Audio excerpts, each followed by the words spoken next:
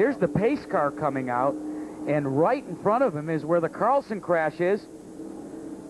He collects a race car.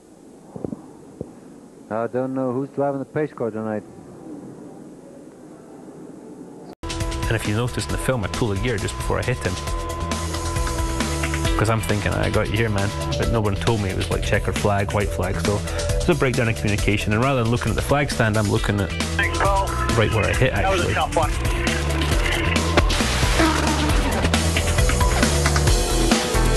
It looks like she made James Davison. She and Davison made contact and was simply kicked up and over his tire, turned her upside down, and you'll see the Anna Beatrice car come into play, the green and white car right there on the outside. My goodness. Fast. I think she, she was, oh, here we have another look at it. And, thankfully the flip is not too violent.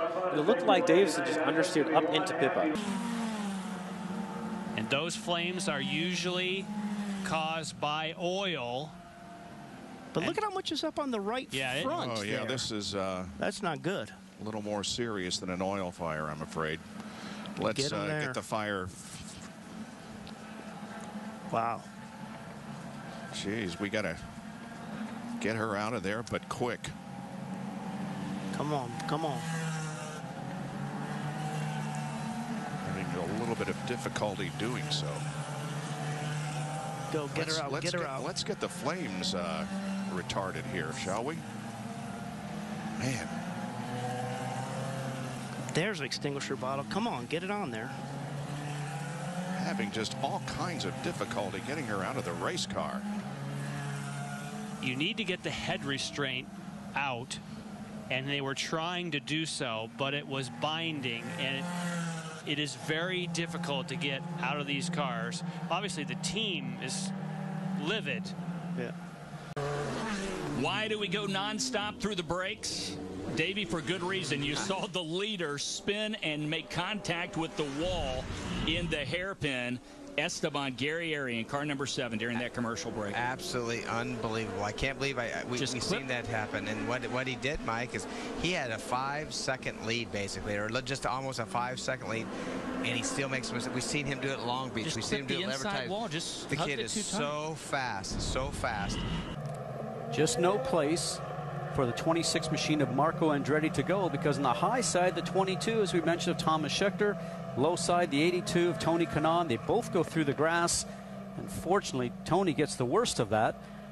Now, that team was supposed to go off testing next week down to Sebring. And now that we know that nobody was in that Porta-John, we can tell you that nobody was hurt in that Porta-John that got knocked over as a result. Let's check in. Well, there it is. Oh, golly. Rick, well, what do you have for us, buddy? Still going into turn 1, driven down towards the grass. Still going down to turn 1, and here we go. Hang on. Hangs on to it. Man, that guy gets a Star Award, Rusty.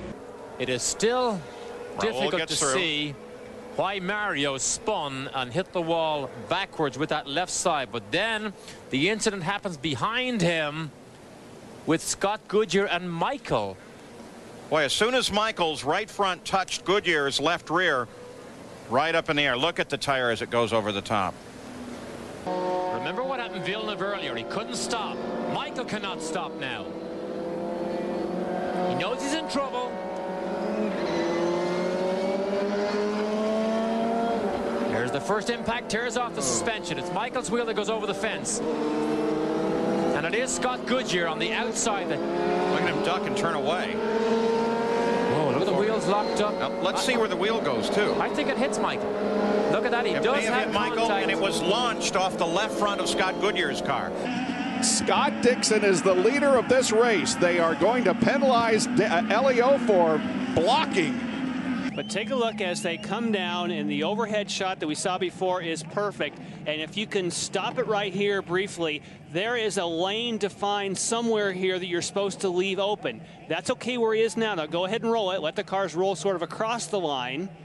And you'll see that he maintains a line, and then he's moving out to the middle here because he has to turn into the corner. I don't think he's blocking. I don't think he's changing his line in response. And that's what I'm saying.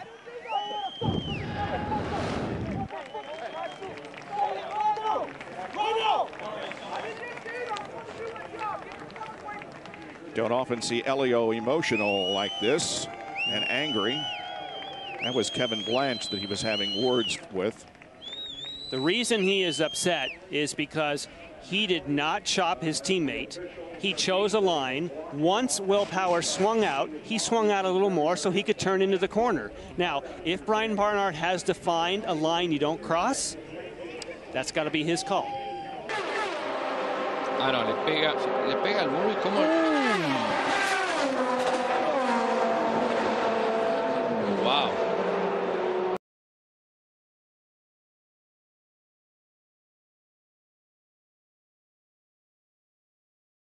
Yeah, no question, he's out of the race. The tires may not have come up to full temperature, and maybe with that high torque engine, when he shifted gears, just suddenly. Boy, oh, what a terrible situation for Roberto Guerrero.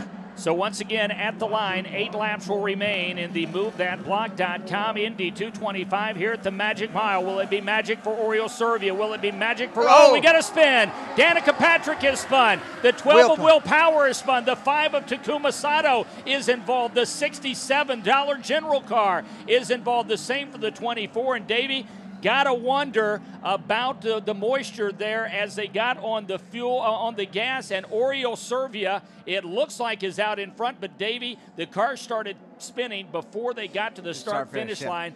You don't do that. It was wetter than when they threw the yellow earlier, and they threw the green. I mean, it's just... you came down, you appealed to the officials. I tried. It doesn't matter. It should not have even went green. I agree with Michael. I think it was a horrible call. Whenever you could see moisture as much on our windows as you can see, and you see that asphalt as dark as it is, and these tires as shiny as they are, they shouldn't. And look at the onboard cameras. Look at the. I mean, you can see that. You can physically see the moisture hitting the onboard cameras as well, and it was just too slick.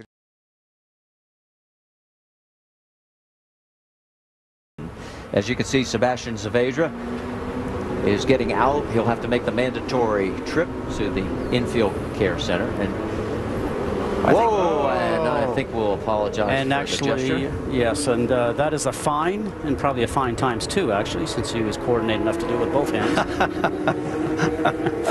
That's a double-double. That's right.